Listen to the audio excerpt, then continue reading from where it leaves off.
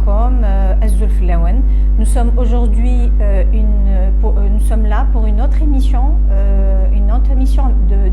sur le thème de la médecine esthétique avec Seha. Et aujourd'hui, nous avons abordé un thème qui est vraiment d'actualité et qui est très intéressant en cette période de froid et après l'été, donc qui est le mésolift ou la mésothérapie en médecine esthétique. La mésothérapie existe dans beaucoup de domaines, comme d'autres techniques, les douleurs, tout ce qui est douleur, etc. Mais là, aujourd'hui, nous allons parler du mésolift en médecine esthétique. En médecine esthétique, on utilise la mésothérapie pour la revitalisation, pour l'éclat, pour la fermeture des pores, pour diminuer les taches, et surtout pour hydrater la peau. Donc elle nous permet d'avoir vraiment une meilleure peau. Le plus important dans médecine esthétique, c'est d'avoir une belle peau, d'avoir une peau raffermie pour ralentir et retarder le vieillissement cutané. Donc il est très intéressant d'avoir 2 cures de mésothérapie par an, une avant l'été, une après l'été, pour un petit peu améliorer et corriger tout ce qu'a fait le soleil pendant l'été.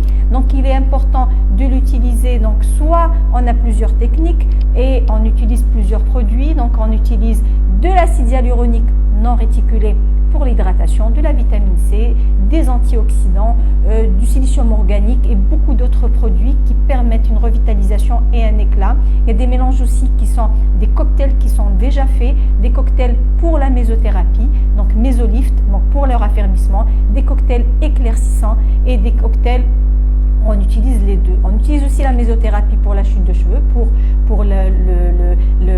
donc c'est un cocktail fait avec des produits qui ralentissent d'abord la chute et ensuite c'est des produits, donc c'est de la mésothérapie pour stimuler la repousse du cheveu. Pour ce qui est du visage, il faut qu'on fasse, ce serait intéressant sur 3 à 4 séances à intervalle de 15 jours de toucher les différentes couches de la peau.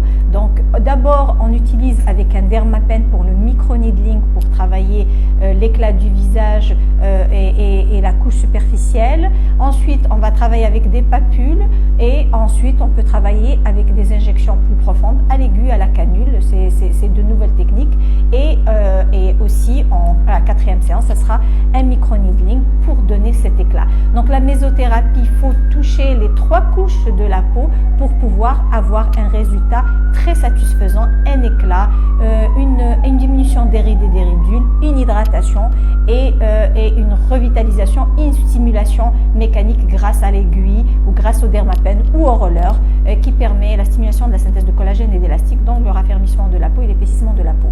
Donc voilà, donc la mésothérapie en médecine esthétique est le premier acte à faire chez une personne qui commence à sentir sa peau fatiguée, la peau qui devient fine. Et ça, si les patientes font ça 2 fois par an, je dirais à partir de 30 ans, elles permettront à leur peau d'avoir un épaississement et d'avoir un éclat et retarder ce vieillissement, l'apparition des rides et retarder l'utilisation d'autres techniques un peu plus invasives en médecine esthétique. Donc voilà, donc je pense que je vous ai donné un aperçu global de la mésothérapie, donc le mésolift en médecine esthétique. J'espère que c'est une émission qui vous sera utile et qui vous permettra de mieux comprendre ce que c'est que la mésothérapie.